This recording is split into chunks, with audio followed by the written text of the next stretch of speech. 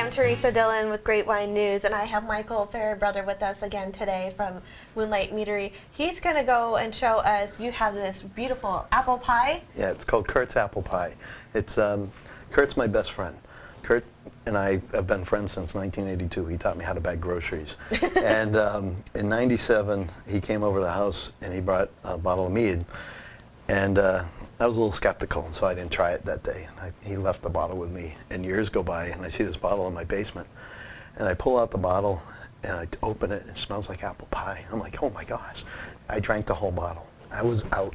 It was delicious. It's almost 17% alcohol. Oh, goodness. And I always was asking him to make more. And after I quit my day job, Kurt came over to the house with a bottle of mead that I made back in 1996. And he looked at me and I said, why have you kept this for so long? He said, Michael, I always knew you were going to quit your day job, and I want to hold on to this to the day you did. He said, if I can do anything for you and your company, you tell me. And I said, I need that apple pie recipe, and he gave it to me. So this one's really special. Wonderful. So we're going to go ahead and try that today. And you were also telling me, just like with traditional wine, sometimes temperature can really make the difference with the taste. Right. With a traditional wine, you're either looking at red or white, and you're thinking, well, do I chill it or not chill it? Our meads are based on what the ingredients are put into it, so the color, it doesn't matter whether it's chilled or not.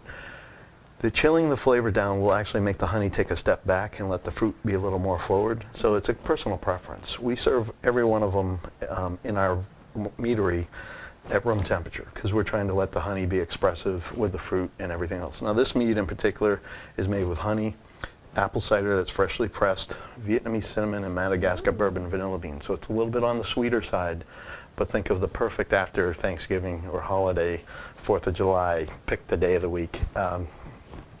This one's you're really going to be impressed with. Nothing's more American than apple pie, right? Mm. Wow. Wow. It's great. Even when I can say wow, it's a great flavor.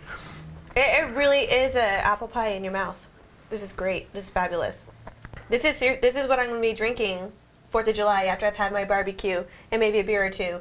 Just, you know, with my apple pie dessert. Like, it's great. Or ice cream. It's perfect. There's a restaurant in Boston that blends this with vanilla ice cream. They call it an adult ice cream. It is really tasty. I can imagine. Wow. So the cinnamon is just enough, and the vanilla is just enough, and that's why I use the most expensive cinnamon and vanilla you can buy, because you don't have to use too much, and you get your taste buds just keep tasting this flavor for almost infinite amount of time, because it's just, think of how it's layering on your tongue right now. You're like, oh, hey, what's that? You know, it's just beautiful. Great. Now, all of your meads here that you have brought today, you said you have it in a smaller bottle, higher alcohol content, but they're great value. So. Sure. So think of Ben & Jerry's. Okay, when Ben & Jerry's started their business, you could buy a half gallon of ice cream for 79 cents.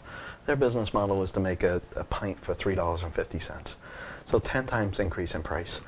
I'm not trying to make, honey is the most expensive sugar source on the planet.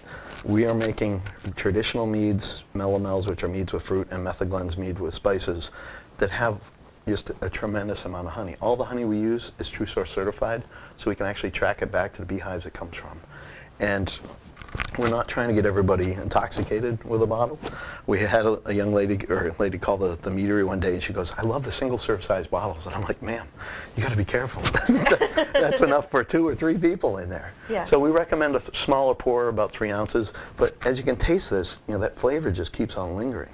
And that's why you don't need to drink as much. So it's really beneficial in many aspects. Yes.